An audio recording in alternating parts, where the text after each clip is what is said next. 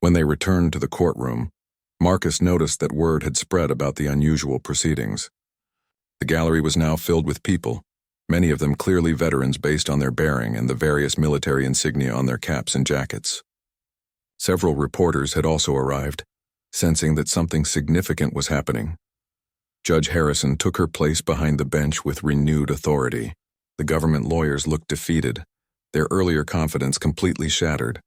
Sarah Chen sat beside Marcus, still somewhat stunned by the dramatic turn of events. "Ladies and gentlemen," Judge Harrison began, "this court is ready to issue its ruling in the matter of Thompson versus the Department of Veterans Affairs." The courtroom fell completely silent.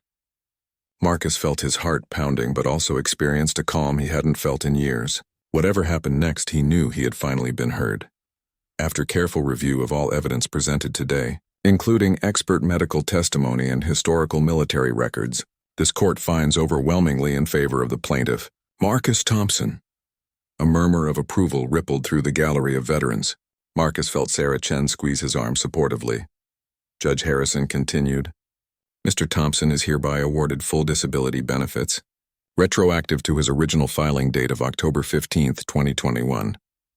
This includes back payments totaling $187,342 and ongoing monthly benefits of $3,247, adjusted annually for cost of living increases." The government lawyers sat in stunned silence.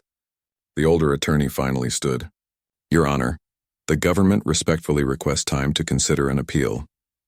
"Counselor," Judge Harrison interrupted, her voice carrying the full weight of judicial authority.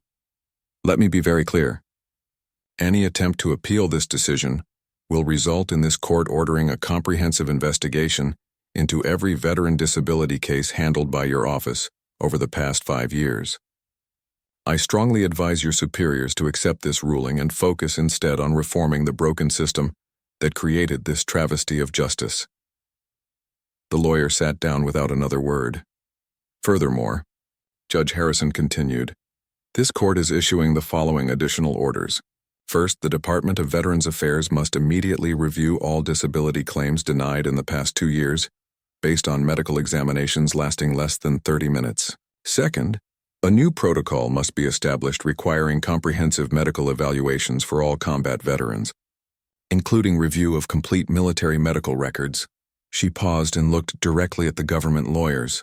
"Third, Mr. Thompson's case will serve as the foundation for a class action lawsuit to ensure that thousands of other veterans receive the fair treatment they deserve.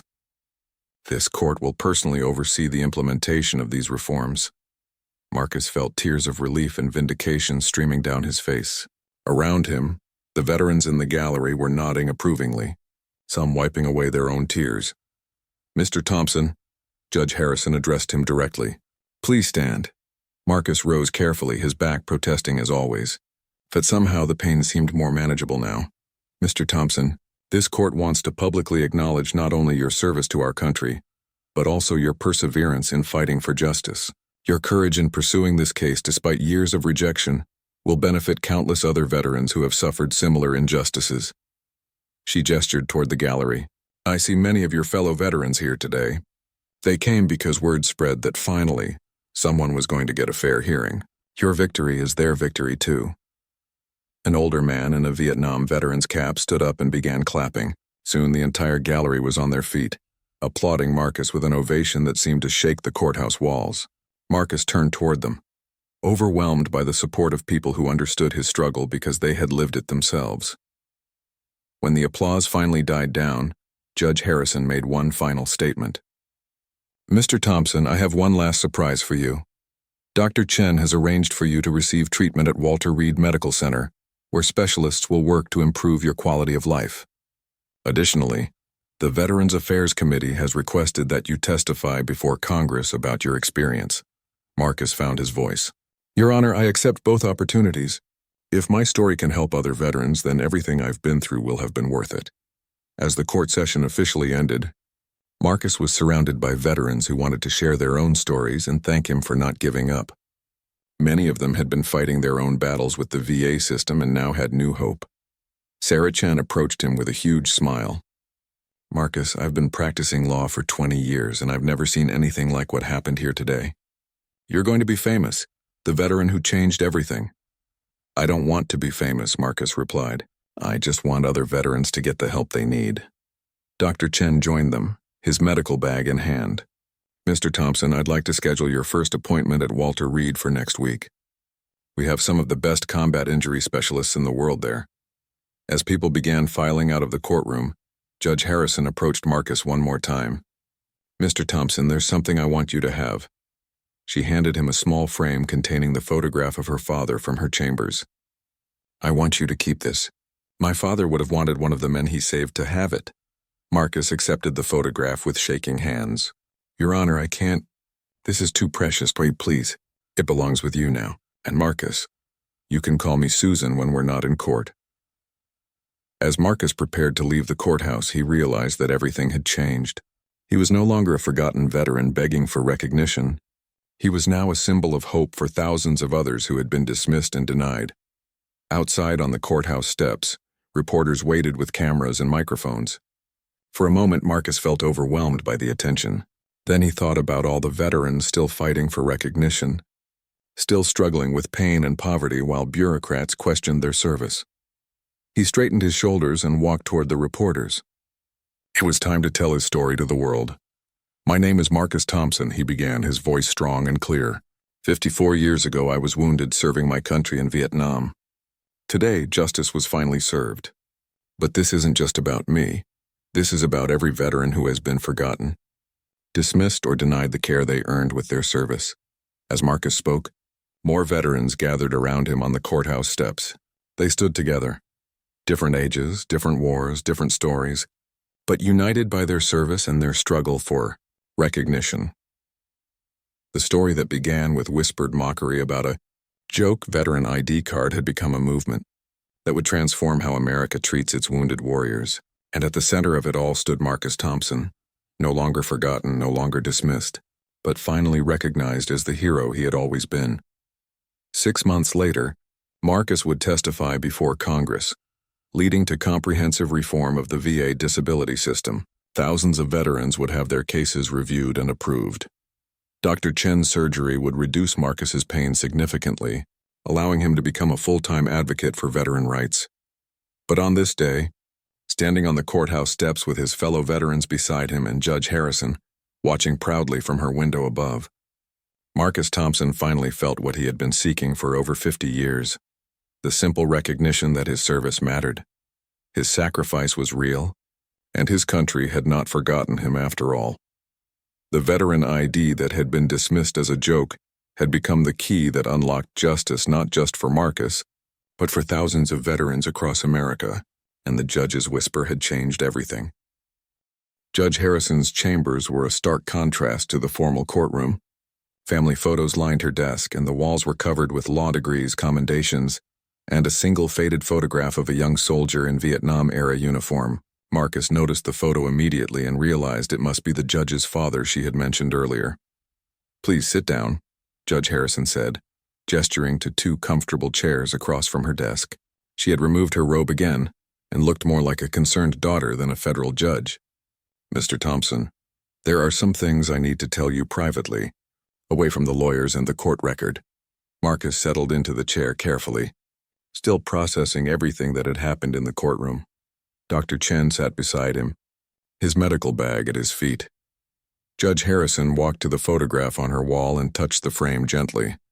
This is my father, Lieutenant Robert Harrison, 1st Infantry Division, 1969 to 1970. He was wounded in the same operation where you were injured, Mr. Thompson. Marcus felt his breath catch. The convoy attack near Da Nang? Yes, he was in the lead vehicle. When your truck was hit, he was part of the rescue team that pulled you and the other wounded soldiers to safety. The room fell silent as the incredible coincidence sank in. Dr. Chen leaned forward, clearly moved by this revelation. My father never talked about that day, Judge Harrison continued, her voice thick with emotion, but he kept a list in his wallet of every man in his unit, including the wounded ones he helped rescue. Marcus Thompson was on that list. Marcus felt tears flowing freely now. Your father saved my life? He and several other soldiers, yes. But what you need to understand is that rescuing you and the others changed him forever. He came home with nightmares, survivor's guilt, and his own physical problems that the VA largely ignored for decades. Judge Harrison returned to her chair and pulled out a worn leather journal. After he died 5 years ago, I found his diary. He wrote about that day many times. He wrote about wondering what happened to the soldiers he helped save, whether they were okay, whether they got the help they needed. She opened the journal to a bookmarked page and read aloud. March 15, 1970. Lost 2 good men today, but we got the wounded out alive. Young sergeant from Charlie Company took the worst of it. Looked bad when we loaded him on the chopper. Hope he makes it. Hope they all make it. Hope someone takes care of them when they get home. Marcus was sobbing now, overwhelmed by the connection to someone who had saved his life 50 years ago. Dr. Chen quietly handed him a tissue. Mr. Thompson, Judge Harrison said softly, my father spent the rest of his life fighting the same battles you've been fighting. Denied claims, inadequate medical care, bureaucrats who treated him like he was trying to cheat the system. He died still fighting for recognition and proper care. She closed the journal and looked directly at Marcus. When I saw your name on today's docket and read your service record, I knew immediately who you were. I've been waiting 50 years to meet one of the men my father saved. Dr. Chen spoke for the first time since entering the chambers. Your Honor, this is truly extraordinary. The fact that Mr. Thompson's case came before you specifically is not a coincidence, Judge Harrison finished. I requested this case when I saw his name. I wanted to make sure he received the justice my father never got. Marcus finally found his voice. Your father? What was he like? Judge Harrison smiled through her own tears. He was the kindest, strongest man I ever knew. He worked construction for 40 years despite chronic back pain from his injuries. He never complained, never asked for special treatment. But I watched him struggle every single day. She stood and walked to a filing cabinet, pulling out a thick folder. After he died, I started researching veteran disability cases in my court. I was horrified by what I found. Systematic denials, inadequate examinations, veterans being treated like criminals for seeking help they earned with their blood. That's why you arranged for me to examine Mr. Thompson, Dr. Chen said, understanding dawning on his face. Exactly. I couldn't let another veteran suffer the way my father did. Not when I have the power to make things right. Judge Harrison returned to her desk and pulled out an official-looking document. Mr. Thompson, what I'm about to tell you cannot leave this room until the formal ruling is issued. You are going to receive full disability benefits retroactive to your original filing date 3 years ago. That's approximately $180,000 in back payments, plus ongoing monthly benefits of $3,200. Marcus felt dizzy. The amount was more money than he had ever imagined receiving. But more importantly, Judge Harrison continued, your case is going to be the foundation for a class action lawsuit against the VA. Every veteran who has been denied benefits based on inadequate examinations will have their cases reviewed. We're going to force systemic change. Dr. Chen nodded approvingly. Your Honor, this could help thousands of veterans who have been struggling in silence. That's the goal, Doctor. My father always said that if his suffering could help other veterans, it would be worth it. Well, his daughter is in a position to make that happen. Judge Harrison walked to her window and looked out at the courthouse steps where Marcus had nervously approached just hours earlier. Mr. Thompson, there's something else. I want to arrange for you to meet with a specialist at Walter Reed Medical Center. Dr. Chen believes that with modern surgical techniques, some of your pain might be manageable. Marcus looked at Dr. Chen, who nodded encouragingly. The procedures have advanced significantly, Mr. Thompson. While we can't reverse all the damage, we might be able to improve your quality of life considerably. I don't know what to say, Marcus whispered. This morning I thought I was going to lose everything. Now you're going to get the care and recognition you should have received 50 years ago, Judge Harrison said firmly. And you're going to help ensure that other veterans get the same. She returned to her desk and picked up the photograph of her father. I wish he could have lived to see this day. He would have been so proud to know that one of the men he saved made it home and survived all these years. Marcus stood slowly and approached the photograph. The young soldier in the picture had the same determined eyes as Judge Harrison. What was his name? I'd like to honor him properly. Robert James Harrison, Bobby to his friends. He made it to sergeant before he was discharged. I'm going to find the other men from that day, Marcus said with sudden determination. The ones who are still alive. They should know what your father did for us. Judge Harrison smiled. He would have loved that. He always wondered about his men. Dr. Chen gathered his papers and stood. Your Honor, if I may suggest, perhaps we could arrange for Mr. Thompson to speak to other veterans about his experience. Many of them have given up hope after being denied repeatedly. Excellent idea, Doctor. Mr. Thompson, would you be willing to share your story to help other veterans understand that they shouldn't give up fighting for what they've earned? Marcus thought about all the veterans he had met in VA waiting rooms over the years. Men and women who looked as defeated and forgotten as he had felt that morning. Yes, ma'am. If it helps even one person, I'll tell my story to anyone who will listen. Judge Harrison made a note in her calendar. I'll arrange for you to speak at the next Veterans Affairs Committee hearing. Congress needs to hear directly from the people affected by these failed policies. As they prepared to return to the courtroom, Judge Harrison placed her hand on Marcus's shoulder. Mr. Thompson, I want you to know that meeting you today has been one of the greatest honors of my judicial career. You represent everything that's good about our military and our country. Marcus felt overwhelmed by gratitude, but also by a new sense of purpose. Your Honor, I spent 50 years feeling forgotten and dismissed. Today you've given me more than money or benefits. You've given me back my dignity. You never lost your dignity. Mr. Thompson, the system failed to recognize it, but it was always there. As they walked back toward the courtroom, Dr. Chen quietly said to Marcus, You know, this is just the beginning. Your case is going to open doors for veterans across the country. Marcus nodded, thinking about his fellow soldiers who hadn't made it home from Vietnam, and about all the veterans who were still fighting battles with their own government. Then let's make sure we do this right. They all deserve better than what I went through. Judge Harrison paused at the courtroom door. Gentlemen, what happens in the next few minutes is going to change lives. Are you ready? Marcus straightened his shoulders despite the pain in his back. For the first time in decades, he felt ready for anything. Dr. Chen adjusted his glasses and opened a thick folder containing Marcus's medical records. The courtroom remained silent as everyone waited for his professional assessment. Marcus felt his heart pounding, knowing that this moment could determine his entire future. Your Honor, Dr. Chen began in a measured voice, Mr. Thompson's case is a textbook example of how combat injuries can deteriorate over time, particularly when proper long-term care is not provided. He pulled out several X-ray films and held them up to the courtroom lights. These images, taken just last week at my request, clearly show multiple fragments of shrapnel embedded in Mr. Thompson's lumbar spine. Over the past 50 years, these metal fragments have gradually shifted position due to normal aging and physical activity. The government lawyers leaned forward, studying the X-rays with obvious concern.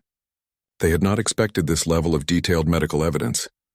Dr. Chen continued, The largest fragment, approximately 2 centimeters in length, is now pressing directly against the L4 and L5 vertebrae. This explains Mr. Thompson's chronic pain, limited mobility, and the muscle spasms that have worsened significantly in recent years. Doctor, Judge Harrison asked, in your professional opinion, would a 15-minute examination be sufficient to properly evaluate this condition? Dr. Chen shook his head emphatically. Absolutely not, Your Honor. A proper evaluation of combat-related spinal injuries requires extensive imaging, neurological testing, and detailed patient history. The examination should take at least 2 hours, possibly more depending on the complexity of the case. The younger government lawyer finally stood. Your Honor, I object to this surprise witness. We've had no opportunity to review Dr. Chen's findings or prepare cross-examination. Judge Harrison's expression remained stern. Counselor, your office has had over 3 years to conduct a proper medical evaluation of Mr. Thompson. The fact that you failed to do so is not grounds for objecting. When someone actually takes the time to examine the evidence thoroughly, Dr. Chen opened another section of his folder. Your Honor, I also reviewed the report from the VA examination that led to Mr. Thompson's claim denial. The examining physician noted, and I quote, Patient appears to move normally and shows no obvious signs of distress. He paused and looked directly at Marcus. This assessment completely ignores the reality of chronic pain conditions. Many veterans have learned to mask their symptoms in public settings due to years of having their pain dismissed or minimized. This doesn't mean the pain isn't real or debilitating. Marcus felt a wave of relief wash over him. Finally, someone understood what he had been going through. Furthermore, Dr. Chen continued, The VA examiner's report makes no mention of reviewing Mr. Thompson's extensive military medical records. There's no indication that he was even aware of the specific nature and location of the original injuries. Judge Harrison made several notes. Dr. Chen, based on your complete evaluation, what is your assessment of Mr. Thompson's current disability level? Your Honor, Mr. Thompson is completely disabled from any form of substantial gainful employment. The combination of chronic pain, limited mobility, and associated psychological trauma makes it impossible for him to maintain regular work schedule. This has been true for at least the past 8 years, likely longer. The courtroom erupted in whispers as spectators realized the significance of this testimony. Marcus felt tears streaming down his face, but for the first time in years they were tears of relief rather than frustration. The older government lawyer made one last attempt. Your Honor, Dr. Chen is not an impartial witness. As an employee of the VA system, he has a vested interest in supporting veterans' claims. Dr. Chen turned toward the lawyer with obvious anger. Counselor, my only interest is in providing accurate medical assessments based on scientific evidence. I have examined thousands of veterans over my career, and I have denied claims when the evidence didn't support them. In Mr. Thompson's case, the evidence is overwhelming. Judge Harrison nodded approvingly. Dr. Chen, one final question. In your expert opinion, should Mr. Thompson's disability be considered service-connected? Without question, Your Honor. The current condition is a direct result of combat injuries sustained while serving his country. The fact that symptoms have worsened over time is entirely consistent with the natural progression of these types of injuries. As Dr. Chen stepped down from the witness stand, Judge Harrison turned her attention back to the government lawyers. Counselors, do you have any evidence to present that contradicts Dr. Chen's findings? The two lawyers huddled together, whispering frantically. Finally, the older one stood. Your Honor, we would request a continuance to allow us to review these new medical findings and possibly arrange for our own expert witness. Request denied, Judge Harrison said firmly. Mr. Thompson has waited over 3 years for a fair hearing. This court will not delay justice any longer. She opened her notebook and began writing. The sound of her pen scratching across paper was the only noise in the otherwise silent courtroom. Marcus watched nervously, knowing that his entire future was being decided in these crucial moments. After several minutes, Judge Harrison set down her pen and looked directly at Marcus. Mr. Thompson, would you please stand? Marcus rose slowly, his back protesting as usual. He faced the judge with as much dignity as he could muster, prepared for whatever decision she was about to announce. Mr. Thompson, this court finds that you have been subjected to a systematic denial of your rights as a disabled veteran. The evidence clearly shows that you are totally and permanently disabled as a direct result of injuries sustained while serving your country in Vietnam. Marcus felt his knees wobble, and he gripped the table for support. Sarah Chen placed a steadying hand on his arm. Judge Harrison continued, furthermore, this court finds that the VA's denial of your claim was not based on credible medical evidence, but rather on a deliberate pattern of inadequate examinations designed to minimize valid claims. The government, lawyers sat in stunned silence, clearly recognizing that their case had completely collapsed. However, Judge Harrison added, the remedy for this injustice extends beyond just Mr. Thompson's individual case. The evidence presented today suggests that hundreds, possibly thousands of veterans have been similarly mistreated by this flawed evaluation process. She turned toward the government lawyers. Counselors, I am ordering your office to provide this court with a complete list of all veterans whose disability claims were denied, based on examinations lasting less than 30 minutes over the past 2 years. Each of these cases will be subject to review. The younger lawyer stood shakily. Your Honor, that could involve thousands of cases. Yes, Counselor, it could. And every single one of them deserves the same fair treatment that Mr. Thompson should have received from the beginning. Judge Harrison then did something that no one in the courtroom expected. She called for a brief recess and asked to speak privately with Marcus and Dr. Chen in her chambers. As Judge Harrison approached Marcus with her hand extended, the entire courtroom seemed to hold its breath. This was unprecedented behavior for a federal judge, and everyone present knew they were witnessing something extraordinary. Marcus struggled to his feet, wincing as his back protested, and reached out to shake the judge's hand. Thank you for your service, Mr. Thompson, Judge Harrison said quietly. Her professional composure momentarily set aside. My father served with the Big Red One in Vietnam. He came home with his own invisible wounds. The government lawyers sat frozen, unsure how to respond to this unexpected development. Sarah Chen, Marcus's attorney, looked equally stunned. In 20 years of practicing law, she had never seen a judge leave the bench during proceedings. Judge Harrison held Marcus's hand for a moment longer than a typical handshake, and Marcus noticed there were tears in her eyes. My father never talked about the war, she continued, but I knew it haunted him every day until he died. He had nightmares, flashbacks, chronic pain that the doctors couldn't explain. This was before we understood PTSD, or the long-term effects of combat trauma. Marcus felt his own emotions threatening to overwhelm him. For so long he had felt alone in his struggle, dismissed by bureaucrats who saw him as nothing more than a case number. To have someone in authority acknowledge his pain and sacrifice was almost too much to bear. Your Honor, the older government lawyer finally found his voice. I must protest this highly irregular behavior. The court's personal feelings cannot influence legal proceedings. Judge Harrison turned toward the lawyer, and the temperature in the room seemed to drop 10 degrees. Counselor, you are absolutely correct that personal feelings should not influence legal proceedings. However, basic human decency and respect for those who served our nation should influence how we conduct ourselves in this courtroom. She returned to the bench and put her robe back on, but something fundamental had changed in the atmosphere. Now then, let's examine the evidence in this case with the thoroughness it deserves. Judge Harrison opened Marcus's file and began reading aloud. Medical records from the 3rd Surgical Hospital in Da Nang show that Sergeant Thompson underwent emergency surgery on March 16, 1970, to remove shrapnel from his lower back and left leg. Additional surgery was required on March 23 to address complications from the initial procedure. She continued reading. Witness statement from Corporal James Rodriguez states, and I quote, Sergeant Thompson was thrown 15 feet from the vehicle when the IED exploded. When we reached him, he was unconscious and bleeding heavily from multiple wounds. Despite his injuries, his first words when he regained consciousness were asking about the safety of his men. Marcus remembered that day with painful clarity. He had been driving the supply convoy when the world suddenly exploded around him. The next thing he knew, he was lying in a field hospital with doctors telling him he was lucky to be alive. The record also contains a statement from Dr. Patricia Williams, the orthopedic surgeon who treated Sergeant Thompson. Judge Harrison continued.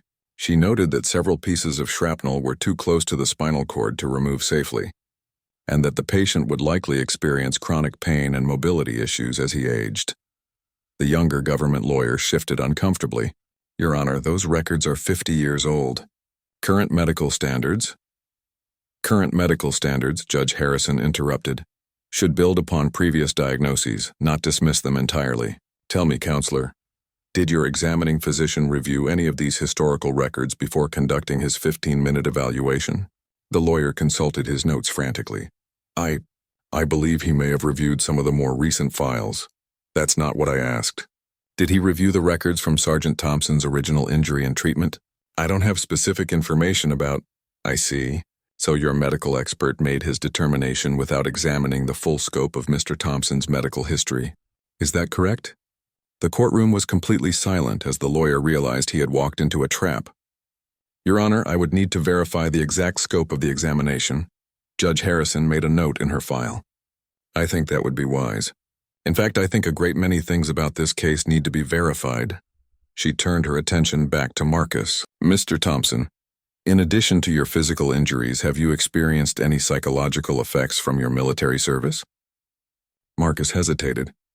He had learned to downplay his emotional struggles, as admitting to nightmares or anxiety was often seen as weakness by the VA evaluators. But something about Judge Harrison's demeanor encouraged honesty. Yes, ma'am. I have nightmares sometimes. Loud noises make me jumpy, and being in crowds can be difficult. Have you sought treatment for these issues? I tried, Your Honor. But the VA waiting lists are long, and when I did get appointments, the doctors seemed more interested in getting me out of their office than in helping me. Judge Harrison nodded grimly. Unfortunately, Mr. Thompson, your experience is far too common. The system that should be caring for our veterans has failed many good men and women. She opened another file on her desk. I took the liberty of reviewing some recent cases similar to yours while we were speaking. In the past year alone, this court has seen dozens of veterans whose disability claims were denied based on cursory medical examinations that failed to consider their complete military medical history. The government lawyers were now visibly nervous. What they had expected to be a routine case was turning into something much more significant.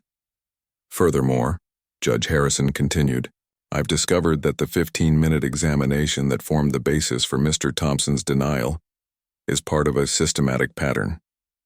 The same examining physician has evaluated over 200 veterans in the past 6 months, with an average examination time of 12 minutes. Sarah Chen finally found her voice. Your Honor, if that's true, it suggests a deliberate attempt to deny valid claims through inadequate medical review. That's exactly what it suggests, Counselor. And it's completely unacceptable. Judge Harrison stood again, this time remaining behind her bench. This court finds that Mr. Thompson has not received the fair and thorough evaluation to which he is entitled as a disabled veteran. However, before we proceed with remedies, I want to hear from one more witness. Everyone in the courtroom looked around in confusion. No additional witnesses had been scheduled for this hearing. Bailiff, Judge Harrison called, please ask Dr. Michael Chen to join us. Marcus watched in amazement as an elderly Asian man in a white coat entered the courtroom. He moved with the careful precision of someone accustomed to dealing with serious matters, and his bearing suggested medical authority. Dr. Chen, Judge Harrison addressed the newcomer, thank you for agreeing to assist the court on such short notice. For the record, would you please state your qualifications? Dr. Chen approached the witness stand. Your Honor, I am Dr. Michael Chen, Chief of Orthopedic Surgery at Veterans Medical Center. I have 40 years of experience treating combat-related spinal injuries, with particular expertise in long-term complications from retained shrapnel. The government lawyers looked like they wanted to object, but clearly had no grounds to do so. Dr. Chen, have you had an opportunity to review Mr. Thompson's complete medical file? Yes, Your Honor. Both his original military medical records and all subsequent VA documentation. And what is your professional opinion regarding his current condition and level of disability? Judge Harrison continued to stare at the veteran ID card in her hands, her fingers tracing over the small print that most people never bothered to read. The government lawyers shifted impatiently in their seats, clearly annoyed by what they saw as an unnecessary delay over a meaningless piece of plastic. Your Honor, the older government attorney said, clearing his throat. If we could proceed with the medical evidence, I believe we can resolve this matter quickly. Mr. Thompson's claims simply don't hold up under scrutiny. But Judge Harrison wasn't listening. She was reading something on the back of Marcus's ID card, her expression growing more intense with each passing second. Marcus watched nervously, wondering what could possibly be capturing the judge's attention so completely. Mr. Thompson, Judge Harrison said slowly, her voice barely above a whisper. This card indicates you received the Purple Heart Medal. Is that correct? Yes, ma'am, Marcus replied, his voice steady despite his nervousness. For injuries sustained in combat on March 15, 1970. The government lawyers exchanged glances. The younger one leaned forward. Your Honor, with respect, the Purple Heart is given for any injury in combat, no matter how minor. It doesn't necessarily indicate current disability. Judge Harrison's eyes flashed with something that made the entire courtroom suddenly feel smaller. She set the ID card down carefully and folded her hands in front of her. Counselor, are you suggesting that being wounded in service to one's country is a minor matter? No, Your Honor, of course not. I simply meant that for legal purposes. For legal purposes, Judge Harrison interrupted. I think we need to examine this case much more carefully than anyone has bothered to do so far. Marcus felt a spark of hope for the first time in months. He watched as Judge Harrison reached under her bench and pulled out a different file, one that clearly hadn't been there before. She opened it and began reading silently, occasionally glancing up at Marcus with an expression he couldn't quite interpret. The courtroom remained silent except for the nervous shuffling of papers from the government table. Sarah Chen, Marcus's lawyer, looked equally surprised by this turn of events. She had warned Marcus that these hearings were usually quick affairs, with judges rubber-stamping the government's recommendations in most cases. Mr. Thompson, Judge Harrison continued, I notice your ID also shows you served with the 1st Infantry Division. The big red one, yes ma'am. Charlie Company, 2nd Battalion. And you were wounded near Da Nang? Yes, Your Honor, March 15th, 1970. We were on a supply run when the IED went off. I was the driver of the second vehicle. Judge Harrison nodded thoughtfully. The record shows you were hospitalized for 6 weeks after the incident. Multiple surgeries to remove shrapnel from your lower back and legs. The younger government lawyer stood up abruptly. Your Honor, I object to this line of questioning. The plaintiff's military record isn't relevant to his current disability claim. What matters is his present physical condition. Sit down, counselor, Judge Harrison said firmly. This court will determine what's relevant. Marcus noticed that other people in the courtroom had begun to pay attention. A few elderly men in the gallery were leaning forward, clearly veterans themselves based on their bearing and the way they watched the proceedings. Word seemed to be spreading quietly through the waiting area that something unusual was happening in courtroom 3B. Judge Harrison continued her questioning. Mr. Thompson, after your discharge, what kind of work did you do? Construction mostly, Your Honor. Heavy equipment operation. I worked for the same company for almost 20 years before the pain got too bad. And when did the pain become unmanageable? About 8 years ago, ma'am. The doctors said the shrapnel had shifted and was pressing against my spine. They recommended surgery, but the VA said it was too risky given my age. The older government lawyer stood this time. Your Honor, the VA's Medical Review Board examined Mr. Thompson just 6 months ago. They found no evidence of current impairment that would prevent him from working in a sedentary position. Is that so? Judge Harrison's voice had grown even colder. And tell me, counselor, how long did this examination last? The lawyer consulted his notes. Approximately 15 minutes, Your Honor. 15 minutes. Judge Harrison repeated the words slowly as if tasting something bitter. To evaluate a man who served 2 tours in Vietnam and has carried shrapnel in his body for over 50 years. Marcus felt tears building behind his eyes but forced them back.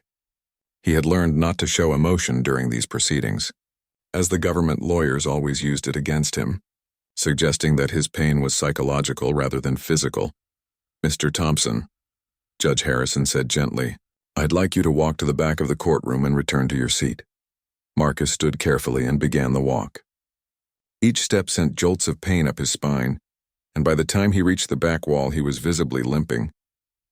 The return journey was even worse, and he had to pause twice to steady himself against the gallery rail. When he finally sat down, slightly out of breath and clearly in pain, Judge Harrison made several notes in her file. The government lawyers were whispering frantically to each other, clearly realizing that their easy victory was slipping away. Your Honor, the younger lawyer tried again. Physical discomfort doesn't necessarily constitute legal disability under federal guidelines. Counselor, Judge Harrison interrupted, I'm going to stop you right there. This court has heard enough of your arguments for one morning. She turned back to Marcus. Mr. Thompson, I notice from your records that you've been fighting this claim for over 3 years. Can you tell me why you've persisted despite multiple denials? Marcus thought carefully before answering. Your Honor, it's not really about the money, though I surely could use it. It's about recognition. I served my country when it called, and I paid a price for that service. I just want someone to acknowledge that what happened to me mattered. The courtroom was completely quiet now. Even the court reporter had stopped typing and was listening intently to Marcus's words. I've worked every day I possibly could, Marcus continued, even when the pain was bad, but now I can't anymore. And the government acts like I'm making it all up.